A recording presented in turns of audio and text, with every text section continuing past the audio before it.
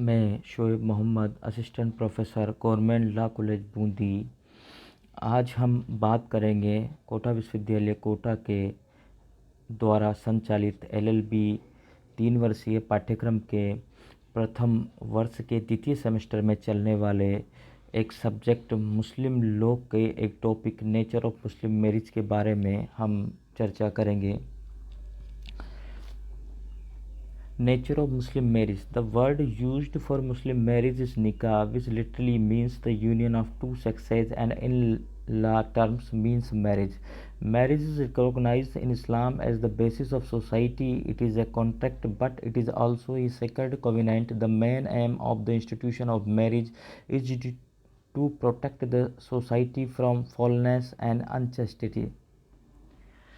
यानी जो इस्लाम के अंदर या विधि के अंदर इस्लामिक विधि के अंतर्गत जो मैरिज होता है, जो उसको निकाह कहा जाता है, और निकाह का मतलब होता है कि टू अपोजिट जो सेक्सेज होते हैं उनका मिलन या उनका संयोग ही निकाह कहलाता है।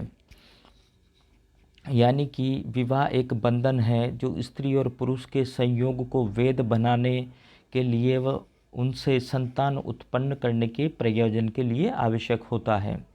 यानी कि विवाह एक संस्था है जो कि मानव सभ्यता का आधार है। विवाह से ही मानव सभ्यता जो है वो आगे बढ़ती है।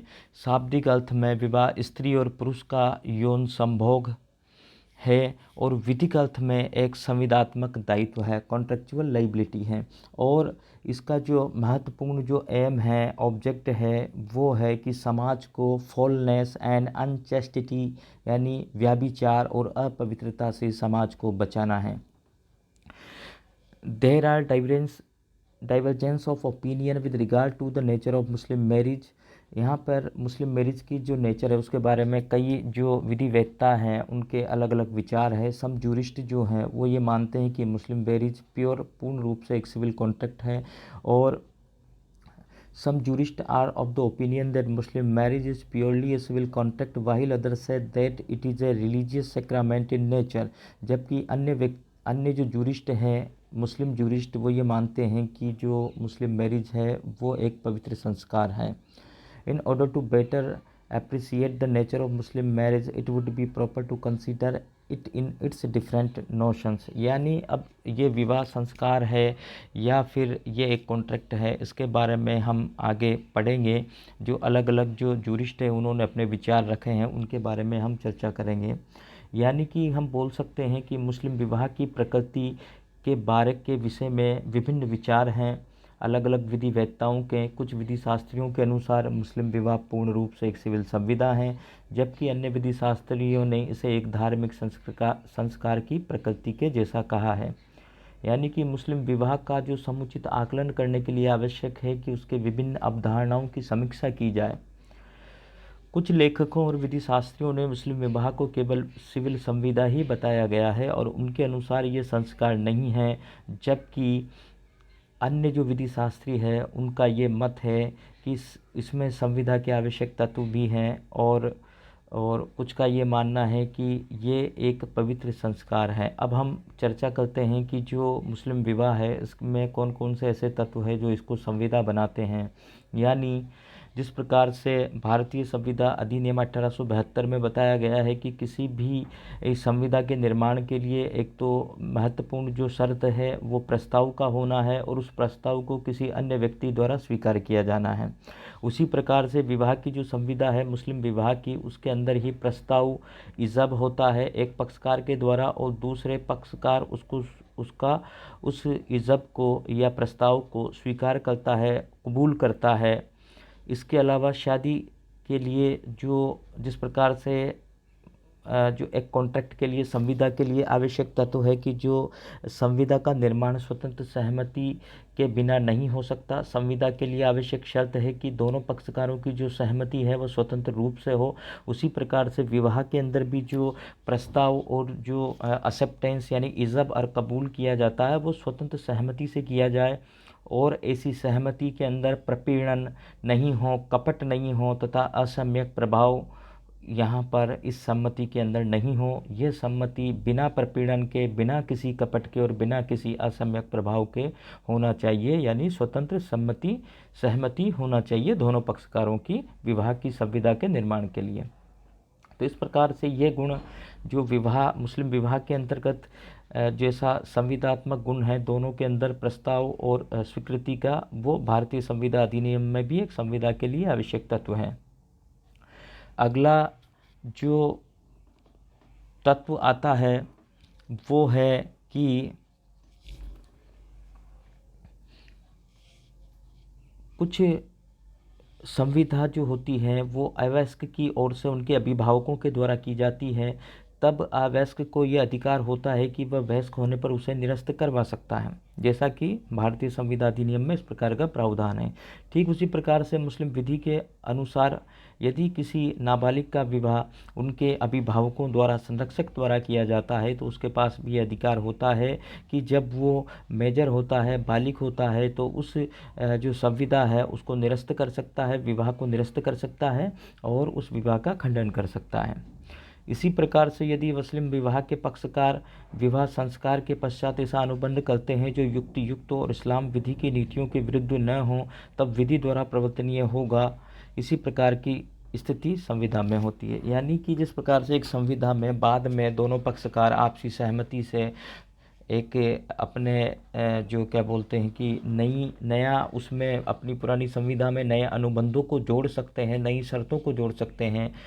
उसी प्रकार से जो मुस्लिम विवाह होता है इसमें युक्त और इस्लाम के अनुसार नई अनुबंध विवाह के पश्चात भी किए जा सकते हैं, जिस प्रकार से किसी एक संविदा होने के उपरांत बाद में किए जा सकते हैं नए अनुबंध।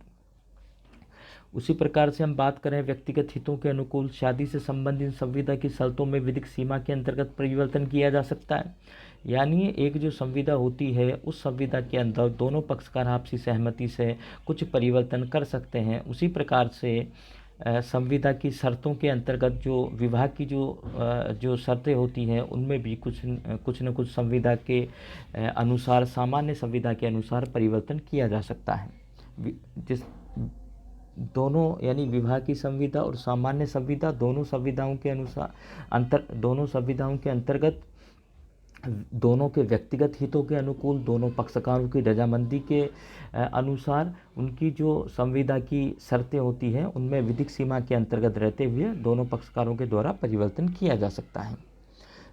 तो एक अन्य जो दोनों के अंदर समानता है संविदा के रूप में वो है कि अन्य संविदा के समान शादी संबंधी संविदा के उल्लंघन हेतु प्रावधान विहित है, यद्यपि पवित्र कुरान और हदीस में इसकी आलोचना की गई है। जिस प्रकार से दो पक्षकार जो एक संविदा होती है उनमें से भी कोई पक्षकार उस संविदा का खंडन कर सकता है, उसी प्रकार से जो मुस्लिम विवाह की जो संविदा होती है उसका भी किसी पक्ष जो मतलब पति के द्वारा खंडन किया जा सकता है।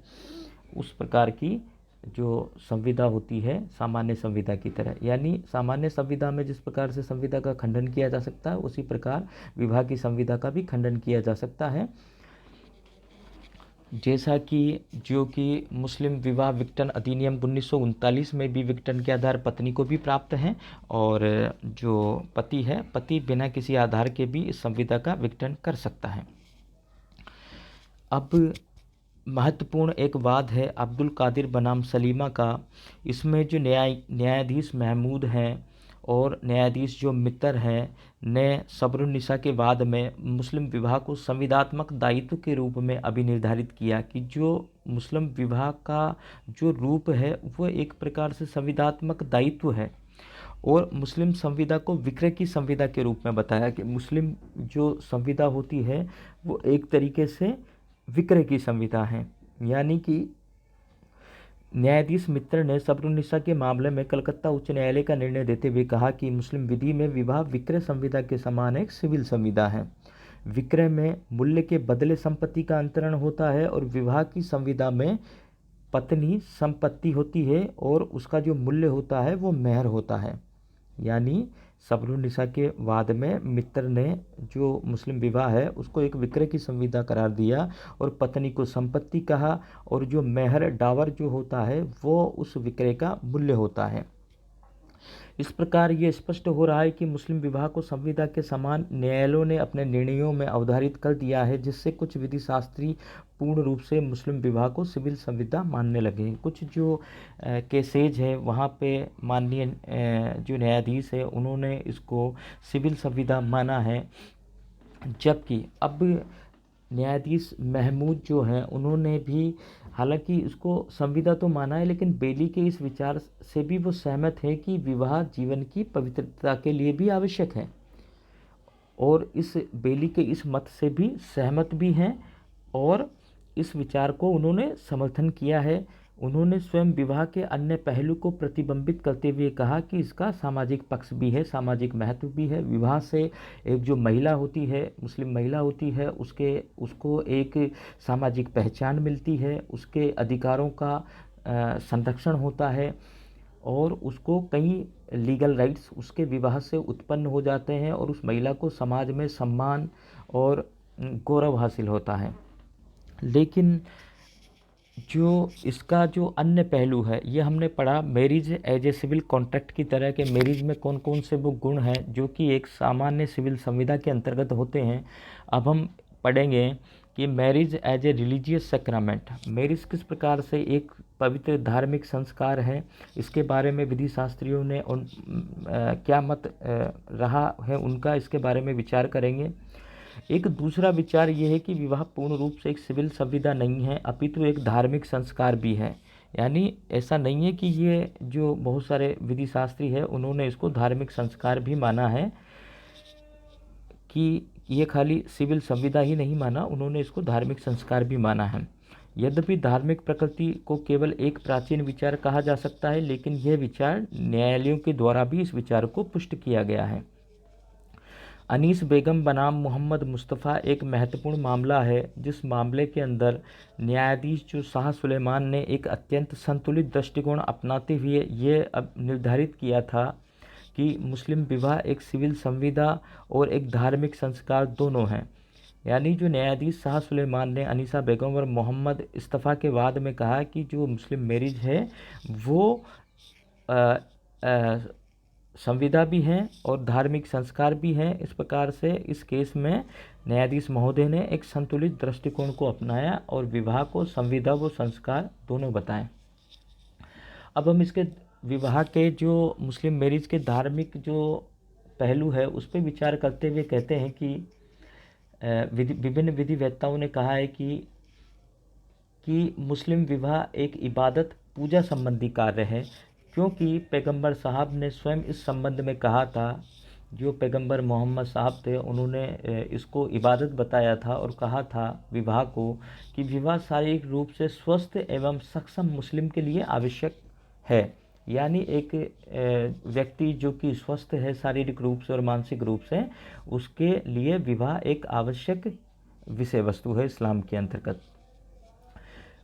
आगे भी पैगंबर साहब कहते हैं कि ऐसे लोगों युवकों तुम में से जो इस काबिल है उसे शादी करनी चाहिए, क्योंकि यह तुम्हारे अनैतिक देखने पर प्रतिबंध लगाती है। यानी शादी करने से व्यक्ति जो होता है वो अनैतिकता की ओर नहीं जाता, इल्लीगल रिलेशनशिप की तरफ वो आगे नहीं बढ़ता। यानी नैतिकता, एक व्यक्ति को नैतिक जीवन जीने के लिए भी विवाह आवश्यक है, और जो लोग इस योग के नहीं हैं उन्हें ऐसा ही रहने दो, और जो लोग ऐसा नहीं करते वो अनैतिक हैं। यानी जो कि पैगंबर मोहम्मद साहब ने कहा कि तुम में से जो काबिल हैं, जो काबिल व्यक्ति हैं जो विवाह कर सकते हैं, उनको विवाह कर लेना चाहिए, क्योंकि इससे अनैतिक देखने पर प्रतिबंध लगता है। इसी संदर्भ में एक और हदीस है कि वह जो शादी करते हैं और अपना धर्म पूरा कर लेते हैं और बचा हुआ आधा धर्म अल्लाह से डरकर सदाचार तथा पवित्र जीवन व्यतीत करके पूरा कर लेते हैं। यानी जो मुस्लिम जो लॉ है, जो हदीस में कहा गया है कि जो व्यक्ति शादी कर लेते हैं वो अपना आधा धर्म का पालन कर लेते हैं। यानी मुस्लिम धर्म के अंतर्गत विवाह को, निकाह को इतनी बड़ी मान्यता दी गई है कि किसी व्यक्ति के निकाह कर लेने से ही उसका आधा धर्म का पालन हो जाता है। यानी हदीस के अंतर्गत जो विवाह, इसको काफ़ी बड़ा धार्मिक संस्कार माना गया है और धार्मिक कृत्य माना गया है कि विवाह कर लेने मात्र से किसी व्यक्ति का अपना धर्म का जो पालन है उसका आधा कार्य पूरा हो जाता है।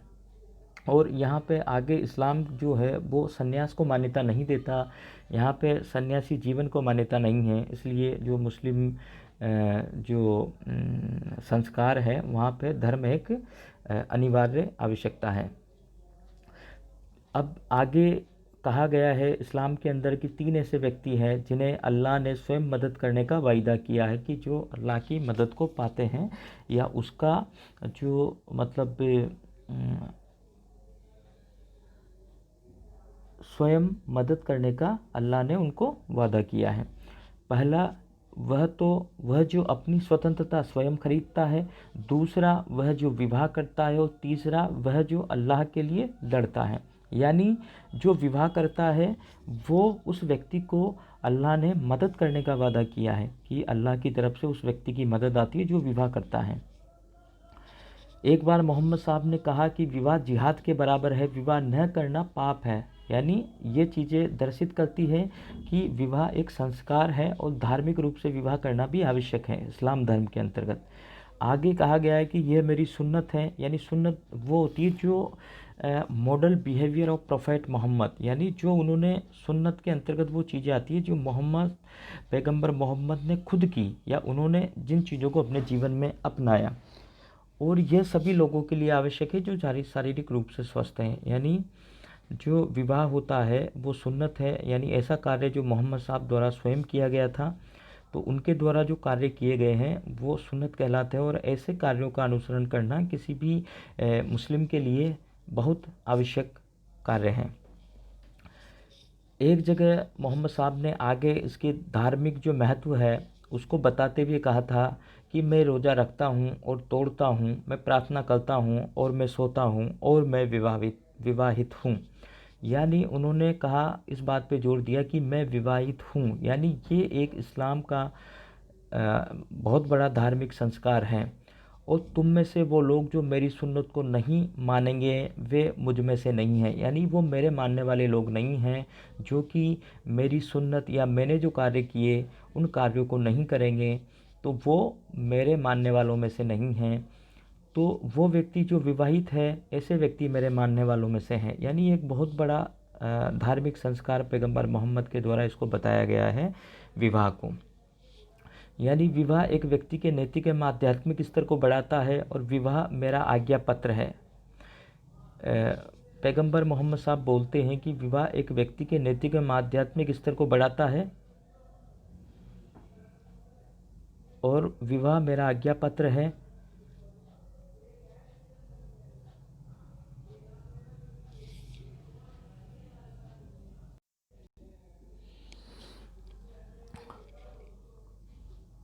विवाह एक व्यक्ति के नैतिक एवं आध्यात्मिक स्तर को बढ़ाता है। विवाह मेरा आज्ञा पत्र है। तुम में से जो लोग अविवाहित है वह विश्वास के योग्य नहीं है। ऐसा व्यक्ति जो कि विवाह नहीं करता है, ऐसे व्यक्तियों को पैगंबर मोहम्मद साहब ने कहा कि ऐसे व्यक्ति विश्वास के योग्य नहीं हैं। और उन्होंने कहा कि विवाह जो है वो किसी भी व्यक्ति के नैतिक एवं आध्यात्मिक स्तर को बढ़ा देता है। इसका तात्पर्य यह है कि मुस्लिम विवाह सिविल संविदा के अतिरिक्त और भी कुछ हैं। बेली के अनुसार शादी जीवन की पवित्रता के लिए होती है। यानी बेली ने एक शादी को जीवन को पवित्र करने के लिए एक आधारभूत तत्व बताया है। उन्होंने इसकी महत्व जो है उसको व्याख्या करते हुए कहा है कि अत्यधिक वृद्धावस्था में जब संतान उत्पन्न की आशा समाप्त हो जाती है और अंतिम समय या मृत्युग्रस्त बीमारी की हालत में भी विधि मान्य होती है। यानी कि विवाह जो है वो अगर कोई व्यक्ति बहुत ज़्यादा वृद्ध हो जाता है, वो संतान उत्पत्ति की आशा उसकी ख़त्म हो जाती है, समाप्त हो जाती है कि वो संतान उत्पन्न नहीं कर पाएगा, या वो उसका अंतिम समय चल रहा है, या मृत्युग्रस्त बीमारी की हालत में है वो, तब भी उसका विवाह करना एक पवित्र कार्य है और उसके जीवन को पवित्र करने के लिए उसकी बहुत ज़्यादा महत्ता है। इस स्थिति में भी न्यायाधीश महमूद की यह उदाहरणा कि विवाह एक सिविल संविदा होती है स्वीकार नहीं किया जा सकता, केवल इस आधार पर कि विवाह में सिविल संविदा के समानता लक्षित होती है। यानी कि जो न्यायाधीश महमूद ने कहा कि एक सिविल संविदा है, बस उसी को ही स्वीकार नहीं किया जा सकता। यदि सूक्ष्म रूप से अवलोकन किया जाए तो यह प्रतीत होता है कि कुछ समानताओं के अतिरिक्त दोनों में अनेक अंतर भी होता है। यानी ऐसा नहीं है कि जो विवाह है वो खाली एक संविदा ही है, संविदा के अतिरिक्त इसके अंदर ऐसी चीज़ें भी पाई जाती है, ऐसे इसके अंदर जो लक्षण लक्षित होते हैं जिससे कि हमें लगता है कि ये संविदा नहीं है और इसका एक सामाजिक महत्व भी है। यानी हम बात करेंगे सिविल संविदा की वैधता के लिए सामान्य प्रतिफल आवश्यक है।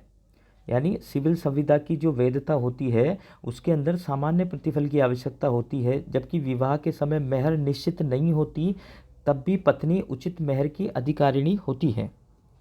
यानी जरूरी नहीं है भाई, सामान्य जो होता है नियम, भारतीय संविदा अधिनियम की धारा 25 में कहा गया है कि किसी भी संविदा के लिए जो कंसिडरेशन होता है वो एक अत्यंत आवश्यक शर्त है, ठीक है। लेकिन ज़रूरी नहीं है कि विवाह की संविदा के अंदर अगर कंसिडरेशन नहीं हो या मेहर नहीं हो तब भी उसको उचित मेहर जो होता है वो प्राप्त करने की एक जो महिला होती है, मुस्लिम महिला, वो एक अधिकारी होती है उसके अंतर्गत।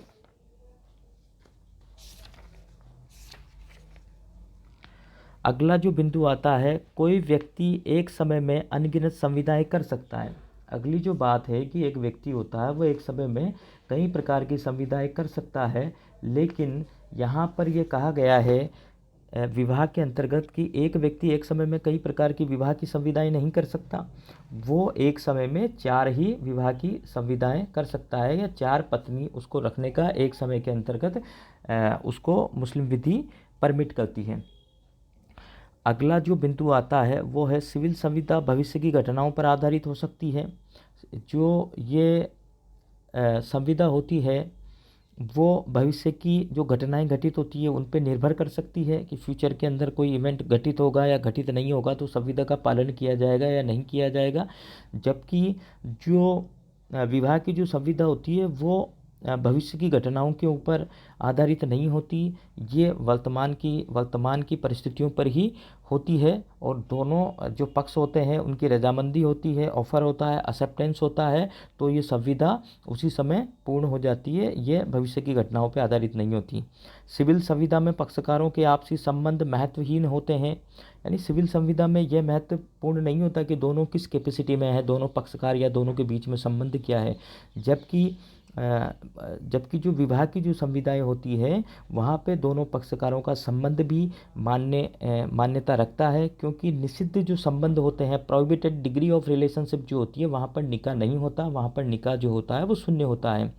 कुछ विशेष परिस्थितियों में निकाह सामाजिक मान्यता के विरुद्ध है, जैसे कुछ विशेष परिस्थितियों के अंदर निकाह नहीं किया जा सकता, जैसे कि सिया लॉ है उसके अनुसार हज के दौरान निकाह वर्जित है, हज करने के लिए जाते हैं तो वहाँ पर निकाह नहीं कर सकते। जबकि हज करने के लिए कोई अपनी घड़ी को बेचने की संविदा कर सकता है, सामान्य संविदाएं कर सकता है, लेकिन निकाह की संविदा हज के दौरान सिया लॉ के अनुसार मुस्लिम विधि में नहीं कर सकता। उसी प्रकार से भारतीय संविदा अधिनियम 1872 के तहत संविदा को भंग करने का अधिकार दोनों पक्षकारों का होता है, परंतु मुस्लिम विवाह में संविदा भंग करने का अधिकार केवल पति का होता है। पति बिना किसी उचित कारण के भी संविदा को भंग कर सकता है। हालांकि वो अलग बात है कि मुस्लिम विवाह विघटन अधिनियम 1939 के द्वारा धारा 2 के अंदर महिला को 9 आधारों पर विवाह विच्छेद की डिग्री प्राप्त करने का आधार है। अगला जो रीजन डिफरेंस है इनके अंतर्गत वो है भारतीय संविदा अधिनियम 1872 के तहत संविदा होने से पक्षकारों की हैसियत में परिवर्तन नहीं होता। कि दो पक्षकार होते हैं, उनकी हैसियत वही रहती है, लेकिन विवाह की जो संविदा होती है उसके अंतर्गत एक पक्षकार पति बन जाता है जबकि दूसरा पक्षकार पत्नी बन जाता है। संविदा अधिनियम 1872 की धारा 126 के अंतर्गत 3 पक्षकार हो सकते हैं, परंतु विवाह की संविदा में केवल 2 ही पक्षकार होते हैं। एक पक्षकार पति होता है, दूसरा पक्षकार पत्नी होता है। तो ये भी एक सामान्य संविदा से विवाह की संविदा इस प्रकार से भी भिन्न होती है। भारतीय संविदा अधिनियम के अंतर्गत पक्षकारों का धर्म परिवर्तन महत्व नहीं रखता, जबकि मुस्लिम विधि में धर्म परिवर्तन काफ़ी महत्व रखता है। अगर कोई सामान्य संविदा है उसमें किसी व्यक्ति के द्वारा धर्म परिवर्तित कर लिया जाता है तो उस धर्म परिवर्तन का उस संविदा पर कोई फर्क नहीं पड़ता, जबकि मुस्लिम विधि के अंतर्गत मुस्लिम विवाह विघटन अधिनियम 1939 के अंतर्गत कहा गया है कि जो मुस्लिम विधि है उसके अंतर्गत अगर जो पति जो धर्म परिवर्तित कर देता है तो विवाह का स्वतः ही विघटन हो जाता है, और यदि जो पत्नी धर्म परिवर्तन कर लेती है तो उसका सुओ मोटो ही विवाह का विघटन नहीं होता। इस प्रकार से जो ये अंतर है, संविदा एक निश्चित समय के लिए होती है जबकि निकाह निश्चित समय के लिए नहीं होता। अन्य जो अंतर आता है सामान्य संविदा से, तो संविदा एक निश्चित समय के लिए होती है जबकि निकाह निश्चित समय के लिए नहीं होता, और निकाह जो होता है निश्चित समय के लिए मान्य नहीं है। इसका अपवाद है मुता विवाह। लेकिन मुता विवाह एक निश्चित समय के लिए होता है, लेकिन वो खाली मुस्लिम जो संप्रदाय है, मुस्लिम धर्म है, उसके जो शिया शाखा है उसके इस्ना अशरिया संप्रदाय में ही प्रचलित है। अन्य जो मुस्लिम जो कम्युनिटी है, मुस्लिम धर्म है, उसके जो अन्य शाखाएं हैं उसके अंदर मुता विवाह प्रचलित नहीं है, लेकिन फिर भी ये एक अपवाद है।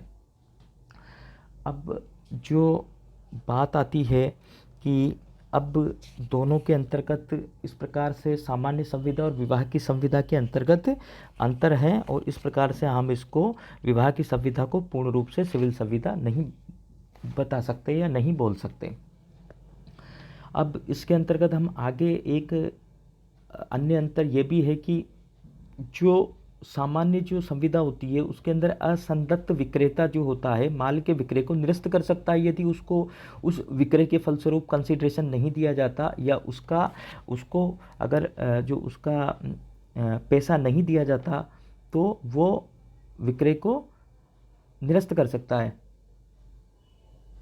ऐसी संविदा को निरस्त करते हुए माल का पुनः विक्रय कर सकता है। यानी एक व्यक्ति को अगर उसने कोई माल बेच दिया और वो उसका पैसा उसको नहीं देता है तो उस विक्रय को वो निरस्त कर सकता है और अपने माल को किसी अन्य व्यक्ति को दोबारा विक्रय कर सकता है। जबकि विवाह की संविदा में असंदत्त पत्नी इस कारण की डावर की धनराशि का आंशिक भुगतान नहीं किया गया है, विवाह में पति के विरुद्ध तलाक नहीं प्राप्त कर सकती। जबकि अगर विवाह की संविदा है और पत्नी को जो मेहर है वो मेहर की राशि का आंशिक भुगतान नहीं किया गया है, तो इस आधार पर पत्नी जो होती है वो डाइवोर्स प्राप्त नहीं कर सकती, अपने विवाह को विच्छेद नहीं करवा सकती तथा अन्य पुरुष के साथ नहीं रह सकती जब तक कि वो अपने पति से अन्य किसी ग्राउंड पे विवाह विच्छेद नहीं करवा लेती।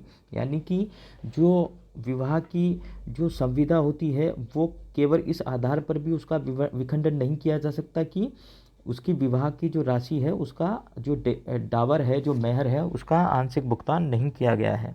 जबकि अगर कोई विक्रय की संविदा होती है वहाँ पर असंदत्त विक्रेता माल के विक्रय को निरस्त कर सकता है और माल को किसी अन्य को विक्रय कर सकता है, पुनः विक्रय कर सकता है। न्यायाधीश मित्र का यह दृष्टिकोण कि मुस्लिम विवाह जो है माल विक्रय हेतु संविदा है, विश्लेषण करने पर यह स्पष्ट होता है कि प्रत्येक माल संविदा में एक क्रेता और एक विक्रेता तथा विक्रय की विषय वस्तु का होना जरूरी है। जबकि विवाह संविदा में पत्नी स्वयं डावर प्राप्त करती है, उसके माता पिता को डावर प्राप्त नहीं होता, वो डावर उसकी पत्नी को ही प्राप्त होता है। अतः यहाँ पर ये हमारे सामने प्रश्न उठता है कि यहाँ पर हम अगर इसको विक्रय की संविदा माने तो यहाँ पे विक्रेता कौन है और विक्रय की विषय वस्तु क्या है। यह मान लिया कि औरत विक्रेता है, यहाँ पे हम यह मान लेते हैं कि साहब औरत विक्रेता है और उसका व्यक्तित्व विषय वस्तु है, लेकिन यह प्राकृतिक न्याय के विरुद्ध है क्योंकि किसी को भी अपना व्यक्तित्व विक्रय का अधिकार प्राप्त नहीं है। यानी प्राकृतिक न्याय, नेचुरल जस्टिस का जो नियम है उसके विरुद्ध है ये। किसी भी व्यक्ति को अपने व्यक्तित्व को विक्रय करने का अधिकार नहीं है। इस प्रकार से हम यहाँ पर ये बोल सकते हैं कि यह जो विवाह की जो संविदा होती है वो माल के विक्रय की संविदा के सदृश्य नहीं है। एमसीजे जंग के विचारों के आधार पर मुस्लिम विवाह की प्रकृति के बारे में यह निष्कर्ष निकाला जा सकता है कि विवाह इबादत की एक संस्था है जिसे लैंगिक समागम को विनियमित करने के लिए एक वैदिक स्वरूप प्रदान किया गया है। यानी एमसी जंग के विचार के अनुसार विवाह जो है वो एक विवादत की एक संस्था है, एक पवित्र कार्य है, और यह जो दो अपोजिट सेक्स जो होते हैं यानी पति पत्नी को लैंगिक समागम करने की छूट प्रदान करता है या उनके लैंगिक समागम को विनियमित करता है, और उनका जो लैंगिक समागम है उसको विधिक स्वरूप प्रदान करता है। लेकिन इसकी निरंतरता दाम्पत्य स्नेह के स्थापित होने पर बनी रहती है। यानी जो विवाह जो होता है वो एक इबादत है, एक लैंगिक समागम को नियमित करने के लिए एक विधिक स्वरूप प्रदान करता है और एक पवित्र कार्य है। यानी हम निष्कर्ष के रूप में ये कह सकते हैं कि यह कहा जा सकता है कि हमने इसके जो एक संविदात्मक जो गुण हैं मुस्लिम विवाह के वो उनका बारे में भी हमने चर्चा की है, और इसके सामाजिक और धार्मिक जो महत्व है या धार्मिक जो पहलू है उसके बारे में भी हमने चर्चा की है। इस आधार पर हम ये कह सकते हैं कि in the ultimate analysis it can be said that the marriage in Islam is neither purely a civil contract not as a sacrament, it is devoid of none but the blending of the two। यानी निष्कर्ष के रूप में हम ये कह सकते हैं कि मुस्लिम विवाह न तो पूर्ण रूप से सिविल संविदा है और न ही धार्मिक संस्कार है, अपितु यह दोनों का ही मिश्रण है। धन्यवाद।